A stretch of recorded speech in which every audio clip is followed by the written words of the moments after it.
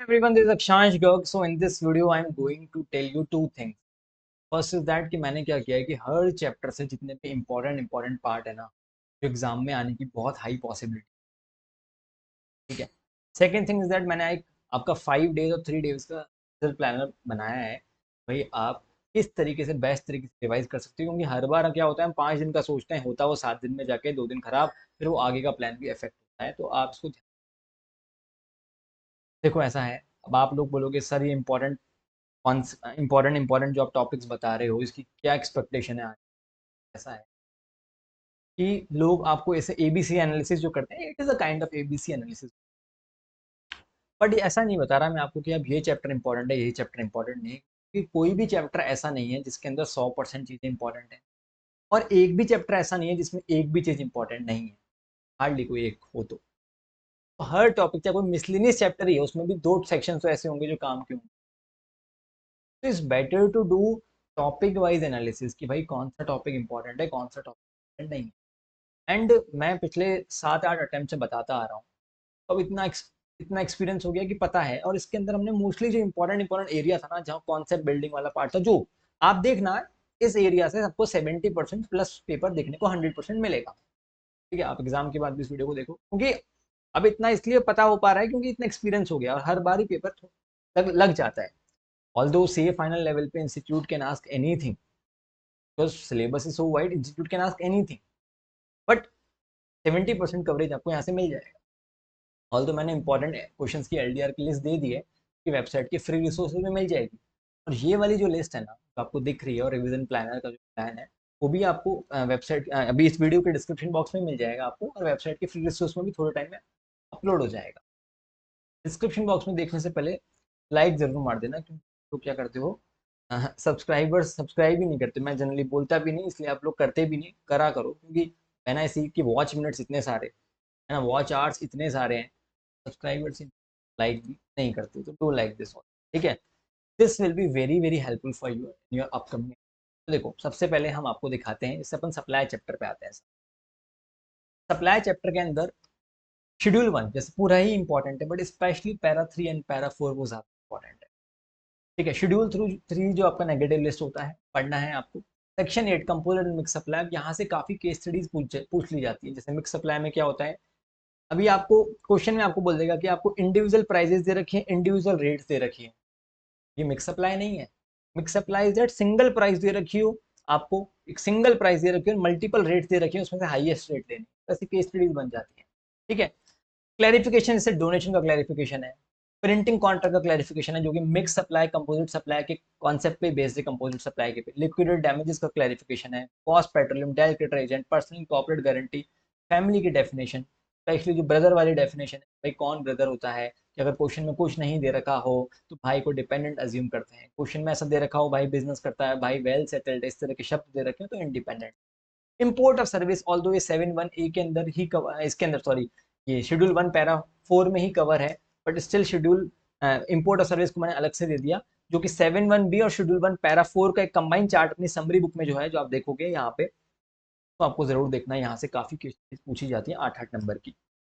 ठीक है, तो सप्लाई चैप्टर के अंदर आप एटलीस्ट ये भी कर जाओगे, और साथ में मैंने इंपॉर्टेंट क्वेश्चन की लिस्ट दे रखी है, वो कर जाओगे, मोर देन इनफ है आपके लिए, क्योंकि क्या है, एंड टाइम पे काम काम की चीजें ही कर सकते हैं ना।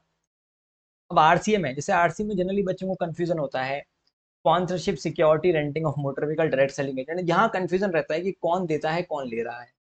डू वन थिंग, मेरा एक यूट्यूब पे सुपर फास्ट रिवीजन है, अगर आपने वो भी देख लिया ना, नॉर्मल रिवीजन वीडियोस तो हैं ही, वो तो लोग देख ही रहे हैं, सुपर फास्ट भी अगर आपने देख लिया, तो आपको एकदम चुन्नू चुन्ने से, मतलब बहुत छोटा छोटा सा वीडियो है वो, पर आप वो देख लोगे तो it will be very much helpful for you people. सारा रिवाइज हो जाएगा आपको। ठीक है, इसी तरीके से एग्जामेशन है। अब एग्जामेशन में भी मेनली जैसे health care, education, renting of residential dwelling, जिसमें कमर्शियल प्रॉपर्टी और रेजिडेंशियल प्रॉपर्टी दोनों आ गए आपका।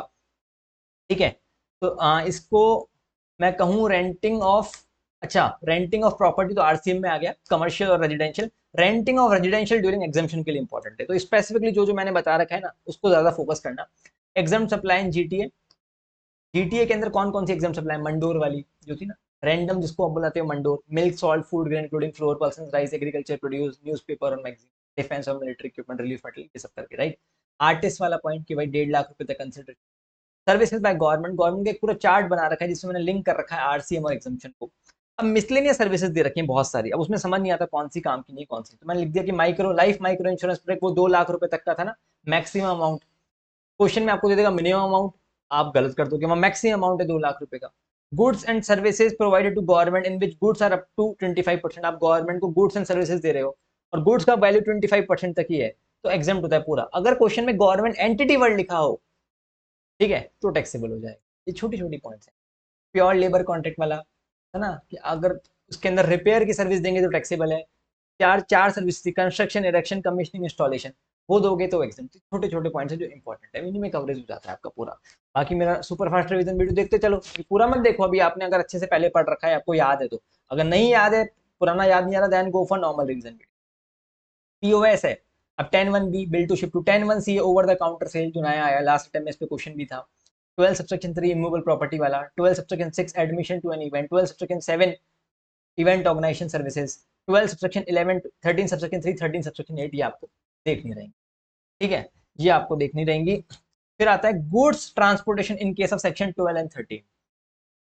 ठीक है, अगर सेक्शन 12 के अंदर गुड्स ट्रांसपोर्टेशन होता है कौन से सेक्शन से, वो होता है 12 सबसेक्शन 8 से। ठीक है, और 13 के अंदर होता है जनरल रूल से, 13 सबसेक्शन 2। तो पहले 13 के अंदर भी एक स्पेसिफिक सेक्शन था, अब वो स्पेसिफिक सेक्शन हट गया, नॉर्मल आ गया। ठीक है, तो आप बोलोगे सर बड़ा डर लग रहा है, आप क्या क्या बता रहे हो, याद ही नहीं आ रहा, ऐसा कुछ नहीं। आप सुपर फास्ट रिवीजन वीडियो देखोगे तो हो जाएगा। अभी क्या, मैं को तो यूज टू हूँ तो आपको लग रहा है, ऐसा कुछ नहीं है। मैं जो बोल रहा हूँ नॉर्मली चीजें बोल रहा हूँ, ईजी है मतलब। ठीक है, ये 12 सबसेक्शन 8 पैसेंजर ट्रांस इस पे लगता था, इस पे ट्रांसपोर्टेशन ऑफ गुड्स पे 12 सबसेक्शन 8। तो पहले अभी क्या होता है कि भाई मैं आपको एक सेकंड बता ही देता हूँ कि अगर B2B ट्रांजेक्शन तो लोकेशन सच रजिस्टर पर्सन और B2C है, तो जिस जगह से भी गुड्स आप ऑनबोर्ड करोगे ना वही प्लेस सप्लाई मानते हैं, अगर सेक्शन 12 का केस है तो। राइट, अगर सेक्शन 13 का ट्रांसपोर्टेशन वाला केस होता है ना, तो 13 में जनरल रूल लगता है आजकल। ठीक है, जनरल रूल लगता है 13 सबसेक्शन 2 का जनरल रूल, कि 13 के अंदर क्या बोलता है, पहली प्रायोरिटी लोकेशन ऑफ रिसीवर, दूसरी प्रायोरिटी लोकेशन ऑफ सप्लायर। तो ये ध्यान रखना, अगर पैसेंजर सॉरी गुड्स ट्रांसपोर्टेशन वाला आया तो अगर सेक्शन 12 का क्वेश्चन आया तो सेक्शन 12 सबसेक्शन 8 लगाना, 13 का आया तो जनरल रूल लगाना। ठीक है, हर बार पैसेंजर वर्ड बोल रहा हूँ, इट इज गुड्स ट्रांसपोर्टेशन। टीयूएस के केस में आओ, change in rate of tax का कॉन्सेप्ट बहुत इंपॉर्टेंट है, जिसमें 4 वर्किंग डेज वाला कॉन्सेप्ट है। Advance receive in case of goods, तो गुड के केस में एडवांस मिलता है तो टाइम ऑफ सप्लाई नहीं होती, लेकिन सर्विस में हो जाती है। अब इसमें आईटीसी में बहुत क्वेश्चन है इसके। टाइम ऑफ सप्लाई और service under forward charge, 2 cases बनते थे कि इनवॉइस 30 डेज में इशू किया कि नहीं किया। चलिए, बाकी भी पढ़ने जैसे कंटिन्यूस सप्लाई है वो आपको देखना है, लेकिन ये तो इंपॉर्टेंट है यहाँ से, एक्सपेक्टेड आपकी बार यहाँ से। वैल्यू ऑफ सप्लाई के अंदर पोस्ट सप्लाई डिस्काउंट वाला कॉन्सेप्ट। ठीक है, रूल 28 29, 28 के अंदर भी वो नया पॉइंट आया था, गारंटी वाला 1% वाला गारंटी। अब आईटीसी में कोई क्वेश्चन पूछ लिया, डायरेक्टली पूछ ले।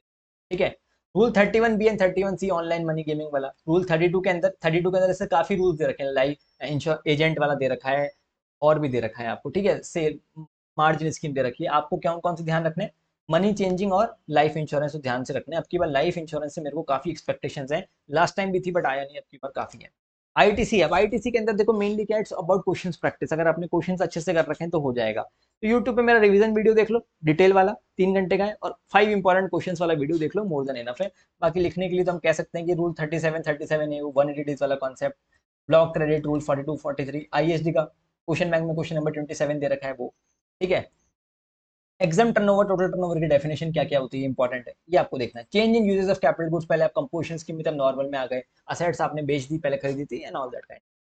ठीक है, रजिस्ट्रेशन चैप्टर के अंदर क्या है, एग्रीगेट टर्नओवर इंपॉर्टेंट है कि भाई इंटरेस्ट भी एग्रीगेट टर्नओवर में काउंट होता है यहाँ पे। ठीक है, सेक्शन 23 24 ईसीओ। अब मैंने अभी एक छोटा वीडियो लिया था सुपर फास्ट रिवीजन वीडियो के अंदर, उसके अंदर मैंने रजिस्ट्रेशन कंपोजिशन ईसीओ, उसको जरूर देखना, यू वोंट रिग्रेट इट। छोटा सा है, 1 घंटे का है, उसमें मैंने पूरा पूरा ईसीओ बता दिया, जहां जहां पे ईसीओ है पूरा आईडीटी के अंदर।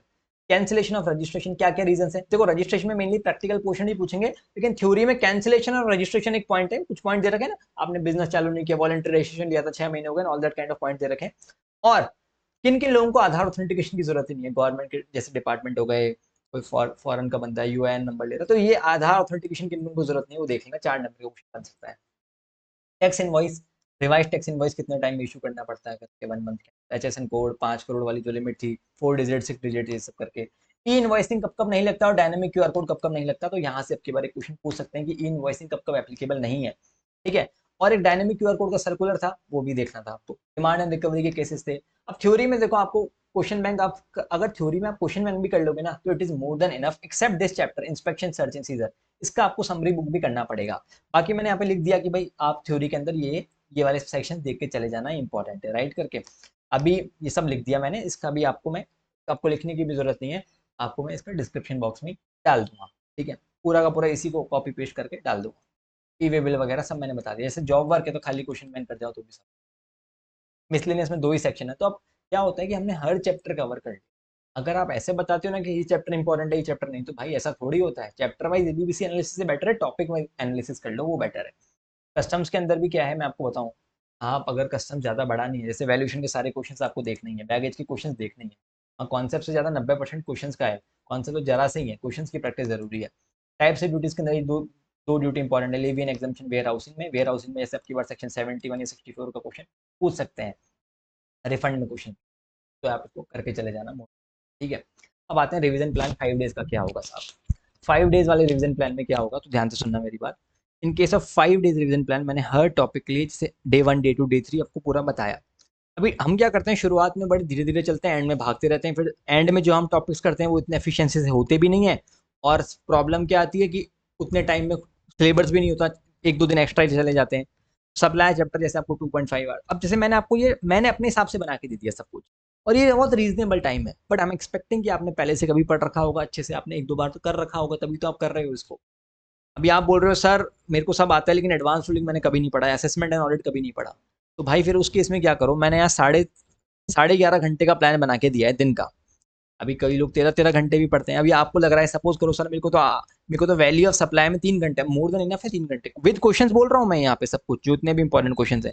अभी आप बोल रहे हो सर मेरे को तो है ना इसमें 4 घंटे चाहिए, तो भाई अब आप एक काम करो, डिमांड 1.5 आवर्स में करो, आरसीए में 1 घंटे में करो, फिर आप अपने हिसाब से करो। देखो कोई भी प्लान आप एग्जैक्ट इसको फॉलो करते हो, मैं ये कंडीशन मानता हूँ कि भाई आपने पहले से चीज़ों को जानकारी है, आपको नॉलेज है। अभी हर प्लान अपने हिसाब से प्लस माइनस हो सकता है, परसेंट टू परसेंट डिपेंड करता है। किसी का थ्योरी बड़ा स्ट्रांग होता है तो उसको थ्योरी में कम में हो जाएगा, किसी को आईटीसी में ज़्यादा टाइम लग रहा है। तो मैंने ये आपको प्लान बना के दिया, ये टेंटेटिव बेस्ट प्लान है मेरे अकॉर्डिंग, ठीक है। आप इसके अंदर अपने हिसाब से एडजस्टमेंट कर सकते हो, लेकिन ज़्यादा मत करना, एकदम सही है। पर अभी आपको कोई 4-5 चैप्टर आपने छोड़ रखे हैं, 8-10 चैप्टर छोड़ रखे हैं, तो फिर स्थिति अलग है, मतलब उसकी बात नहीं कर रहे अपन। ये जो प्लान है ना, देखो अपन ने रीजनेबल टाइम दिया, जैसे डिमांड एंड रिकवरी उसमें थोड़े से क्वेश्चन ज़्यादा हैं, अगर आप क्वेश्चन बैंक देखोगे तो 2 घंटे दे दिया अपन ने। वैसे डिमांड एंड रिकवरी में कुछ नहीं है, सेक्शन 73 74 रिकवरी ऑफ टैक्स है क्या, सेल्फ टैक्स लायबिलिटी देखा जाए तो कुछ भी नहीं है, बट क्वेश्चन थोड़े से ज़्यादा हैं तो मैंने 2 दे दिए। चलो वैसे आइडियली 1.5 घंटे में हो जाना चाहिए, तो ये जो टाइम मैंने बताया ना ये सफिशियंट टाइम दिया है, इससे पहले ही काम आपका हो सकता है इजीली अगर आप चाहो तो, ठीक है। तो मैं तो बोलूंगा कि 5 दिन का मैंने प्लान बना दिया, किसी का 3 दिन का मैंने प्लान किया ऑलरेडी, क्या बोलते हैं लास्ट अटेम्प्ट में दिया था, वो सब बढ़िया प्लान था। वो है ना वेबसाइट के फ्री रिसोर्सेज में आपको मिल जाएगा।